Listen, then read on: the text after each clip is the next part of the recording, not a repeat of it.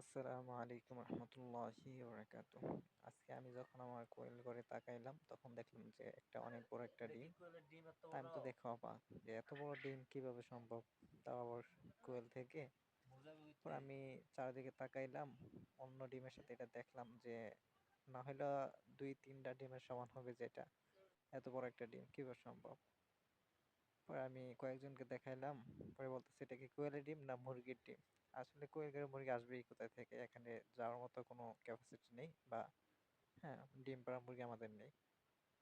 তো ইন্না আমি কি লিল্লাহ। করলাম, ডিমটাকে ভাঙলাম। আমি যখন ডিমটাকে ভাঙতেছি তখন দেখলাম যে একটা কুসুম বের হয়েছে, এর ভিতরে এটা আরেকটা ভিতরে ডিম, আরেকটা ডিম আছে। আস্তা ডিম কোয়েলের।